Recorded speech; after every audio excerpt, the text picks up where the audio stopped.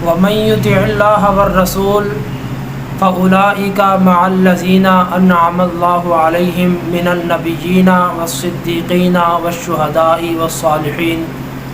وحسن أولئك رفیقا۔ اللہ تعالیٰ نے سورہ نساء کی آیت نمبر 69 کے اندر بہت سارے احکامات کا تذکرہ فرمایا۔ اللہ فرماتے ہیں جو اللہ اور رسول کی اطاعت کرے گا وہ ان لوگوں کے ساتھ ہوگا جن کے اوپر اللہ تبارک و تعالیٰ نے انعام کیا ہے۔ پھر اللہ نے ان لوگوں کا ذکر فرمایا کہ جن کے اوپر اللہ تعالیٰ کا انعام ہوا وہ لوگ کون ہیں؟ اللہ فرماتے ہیں من النبیین، نبی، والصدیقین، صدیقین، والشہداء والصالحین، شہداء اور صالح، یہ 4 قسم کے افراد ایسے ہیں جن کے اوپر اللہ تبارک و تعالیٰ کا انعام ہوا۔ ہم سورۃ الفاتحہ کی تلاوت ہر نماز کی ہر رکعت کے اندر کرتے ہیں، اور اللہ تبارک و تعالیٰ نے قرآن مقدس کی ابتدا کے اندر سورۃ الفاتحہ میں اس بات کا تذکرہ فرمایا۔ مسلمانوں اور مومنوں کو مالک کائنات نے دعا کرنے کا طریقہ بتایا کہ تم نے اپنے پروردگار سے دعا کس طرح مانگنی ہے، اور پھر اس دعا کے اندر اللہ نے سکھایا کہ تم نے اللہ تعالیٰ سے سیدھا راستہ مانگنا ہے، ان لوگوں کا راستہ جن کے اوپر اللہ کا انعام ہوا، اللہ کا فضل ہوا، اللہ کا احسان ہوا۔ ہم ہر نماز کی ہر رکعت کے اندر سورۃ الفاتحہ کی تلاوت کرتے ہیں اور ساتھ یہ پڑھتے ہیں اہدنا الصراط المستقیم صراط الذین انعمت علیہم، اللہ ہمیں سیدھا راستہ دکھا، ان لوگوں کا راستہ دکھا جن کے اوپر آپ کا انعام ہوا۔ اب یہاں پر اللہ تعالیٰ نے سورہ نساء کی اس آیت کریمہ کے اندر ان لوگوں کا ذکر فرمایا جن کے اوپر اللہ کا انعام ہوا، یعنی ہم ہر نماز کے اندر اللہ سے یہ دعا مانگتے ہیں اللہ ہمیں نبیوں کا ساتھ عطا فرما، نبیوں کے راستے کے اوپر چلا، اللہ ہمیں صدیقین کے راستے کے اوپر چلا، اللہ ہمیں شہداء کے راستے کے اوپر چلا، اللہ ہمیں صالحین کے راستے کے اوپر چلا۔ اللہ تبارک و تعالیٰ نے اس آیت کریمہ کے اندر بڑی شان رکھی ہے۔ پہلی بات تو یہ ہے کہ جو اللہ کی اطاعت کرے گا اور رسول کی اطاعت کرے گا قیامت کے دن وہ انعام یافتہ لوگوں کے ساتھ کھڑا ہوگا، یعنی جو انعام یافتہ لوگوں کے ساتھ کھڑا ہوگا اس کا انجام بھی انہی لوگوں کے ساتھ ہوگا۔ اور انعام یافتہ لوگ کون ہیں؟ نبی، صدیقین، شہداء، صالحین، یہ لوگ انشاءاللہ اللہ کی رحمت اور فضل کے ساتھ جنت کے مستحق بننے والے ہیں، اور جو بندہ ان کے ساتھ کھڑا ہوگا وہ بھی ان کے ساتھ جنت کا وارث بن جائے گا۔ دوسری بات اللہ تبارک و تعالیٰ نے یہاں ذکر کیا نبیوں کا، صدیقین کا، شہداء کا، صالحین کا۔ اس کے اندر جو اللہ تعالیٰ نے آخری 3 ذکر کیے، صدیقین، صدیق کسے کہتے ہیں؟ صدیق کا ایک معنی سچ بولنے والا، سچ کی تصدیق کرنے والا، سچ کے اوپر زندگی گزارنے والا، اور صدیق کا دوسرا معنی اسلام کی، ایمان کی، سچ کی باتوں کی سب سے پہلے تصدیق کرنے والا۔ اس معنی کے اعتبار سے سب سے پہلے شخص خوش نصیب آدمی جو اس آیت کریمہ کے مصداق بنتے ہیں حضرت ابوبکر صدیق رضی اللہ تعالی عنہ۔ جیسے ہی نبی پاک علیہ السلام نے کوئی بات اپنی زبان اقدس سے نکالی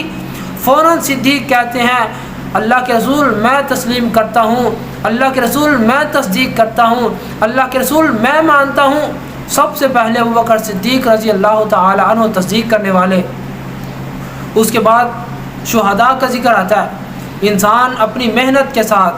اپنی کوشش کے ساتھ، اپنی لگن اور جستجو کے ساتھ انسان اس مرتبے کو حاصل کر سکتا ہے، شہادت کے مرتبے پر فائز ہو سکتا ہے۔ پھر اللہ تبارک و تعالیٰ نے فرمایا والصالحین، نیک آدمی، اچھے کام کرنے والے آدمی۔ انسان اپنی محنت کے ساتھ یہ عہدہ بھی حاصل کر سکتا ہے، یعنی انسان اپنی مرضی سے اپنی محنت کے ساتھ یہ آخری تینوں عہدے حاصل کر سکتا ہے۔ صدیقین میں شمار ہو سکتا ہے،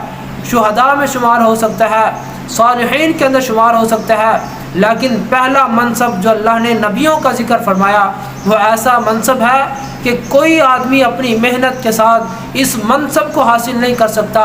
ذالک فضل اللہ یؤتیہ من یشاء، یہ اللہ کا ایسا فضل ہے، اللہ جس کے اوپر چاہتے ہیں اپنا یہ فضل فرما دیتے ہیں۔ اور یہ فضل بھی مالک کائنات نے نبی آخر الزمان جناب محمد الرسول اللہ صلی اللہ علیہ وسلم کی ذات اقدس پر ختم کر دیا۔ ان کے بعد قیامت کی دیواروں تک کوئی نیا نبی نہیں آ سکتا، لیکن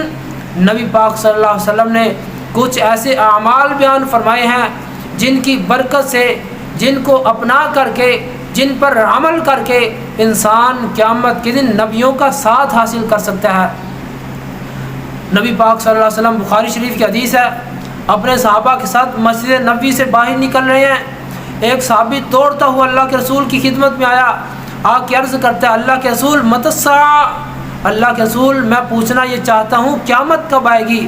نبی پاک علیہ السلام فرماتے ہیں ما اعددت لہا، پوچھنے والے قیامت کے متعلق پوچھتے ہو کب آئے گی، تم یہ بتاؤ کہ تم نے قیامت کے لیے تیاری کیا کی ہے؟ اللہ کے رسول تیاری تو کوئی زیادہ نہیں ہے، میرے کھاتے میں اعمال کوئی زیادہ نہیں ہے، نامہ اعمال کے اندر نیکیاں زیادہ نہیں ہیں، لیکن اللہ کے رسول ایک بات ہے، مجھے آپ کے ساتھ محبت بہت زیادہ ہے۔ نبی پاک علیہ السلام فرماتے ہیں المرء مع من احب، قیامت کے دن انسان اسی کے ساتھ کھڑا ہوگا جس کے ساتھ انسان دنیا میں محبت کرتا ہوگا۔ اس سے ثابت یہ ہوا کہ اگر نبیوں کی محبت سینے کے اندر ہے تو قیامت کے دن اللہ نبیوں کا ساتھ عطا فرمائیں گے۔ دوسری حدیث بخاری اور مسلم کی، حضرت ربیعہ بن کعب الاسلمی رضی اللہ تعالی عنہ، چھوٹی سی عمر ہے، ننھی سی عمر، نبی کائنات علیہ الصلوۃ والسلام کی خدمت کرنے کا شوق اور جذبہ اور تڑپ دل کے اندر رکھے ہوئے، دل میں خواہش یہ ہے کہ میں اللہ کے رسول کی خدمت کروں، اسی خواہش کی تکمیل کے لیے وہ دن رات اللہ کے رسول کے ساتھ رہنے کی کوشش کرتے، اور رات اکثر اوقات آپ کے گھر میں اسی مقصد کے لیے رہ جاتے کہ رات کے وقت اللہ کے رسول بیدار ہوں گے تہجد کی نماز ادا کرنے کے لیے، اور میں آپ کی خدمت کروں گا، آپ کو وضو کرواؤں گا۔ ایک دفعہ اللہ کے رسول رات کے وقت بیدار ہوئے تہجد کی نماز ادا کرنے کے لیے، حضرت ربیعہ بن کعب الاسلمی فوراً کھڑے ہوئے اور پانی کا لوٹا پکڑ کر کے نبی پاک صلی اللہ علیہ وسلم کو وضو کروانا شروع کر دیا۔ نبی پاک علیہ السلام خوش ہوئے، آپ پوچھتے ہیں ربیعہ آج تم نے میرے دل کو خوش کر دیا، جو تم مانگو گے میں اللہ سے لے کر دوں گا، مانگو کیا مانگتے ہو؟ ربیعہ چھوٹی سی عمر، ننھی سی عمر کا یہ بچہ اپنی زبان سے تمنا، آرزو کیسی عظیم نکالتا ہے، کہتا ہے اسألک مرافقتک فی الجنہ، اللہ کے رسول میں آپ سے جنت کے اندر آپ کے پڑوس کا مطالبہ کرتا ہوں۔ نبی پاک علیہ السلام فرماتے ہیں او غیر ذالک، اس کے علاوہ کوئی خواہش ہے،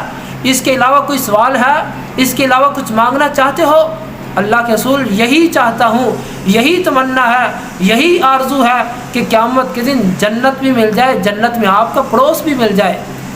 نبی پاک علیہ السلام فرماتے ہیں اعنی علی نفسک بکثرۃ السجود، ربیعہ دعا میں رب سے کر دیتا ہوں، لیکن آپ نے نفلی نماز کثرت کے ساتھ پڑھنی ہے، کثرت کے ساتھ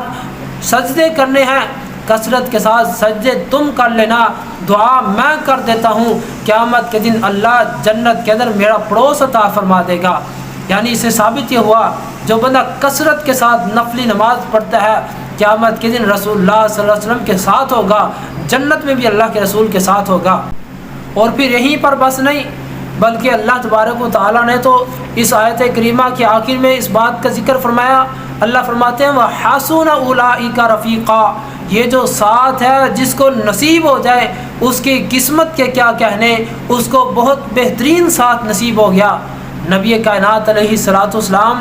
اپنی مرض الموت کے اندر ایسے اپنا ہاتھ آسمان کی طرف بلند کرتے ہیں اور کہتے ہیں اللہم بالرفیق الاعلی، اللہ رفیق اعلیٰ کا ساتھ نصیب فرما، رفیق اعلیٰ کا ساتھ نصیب فرما۔ نبی کائنات علیہ الصلوۃ والسلام ارشاد فرماتے ہیں مع النبیین والصدیقین والشہداء والصالحین، اللہ نبیوں کا ساتھ نصیب فرما، اللہ شہداء کا ساتھ نصیب فرما، اللہ شہداء کا ساتھ نصیب فرما، صدیقین کا ساتھ نصیب فرما، اللہ صالحین کا ساتھ نصیب فرما۔ یعنی ثابت یہ ہوا یہ چاروں منصب اتنے عظیم منصب ہیں کہ آخر الزماں پیغمبر اپنی زندگی کے آخری لمحات میں اللہ سے یہ دعا کرتے ہیں اللہ مجھے ان عظیم شخصیات کا ساتھ نصیب فرما دے۔ اور پھر اللہ تبارک و تعالیٰ نے اگلی آیت کے اندر اس بات کا تذکرہ فرمایا، اللہ فرماتے ہیں ذالک فضل من اللہ وکفی باللہ علیما، یہ اللہ تعالیٰ کی طرف سے فضل ہے اور اللہ تعالیٰ جاننے کے اعتبار سے کافی ہے۔ یعنی جس کو یہ منصب نصیب ہو گیا، یہ مرتبہ نصیب ہو گیا، یہ ساتھ نصیب ہو گیا، پہلی بات تو یہ ہے اللہ فرماتے ہیں بہت عظیم منصب ہے، اور دوسری بات اللہ فرماتے ہیں ذالک فضل من اللہ، یہ جس کو نصیب ہو جائے اس پر اللہ تعالیٰ کا فضل اور احسان ہو گیا، اور اس کی قسمت کے کیا کہنے۔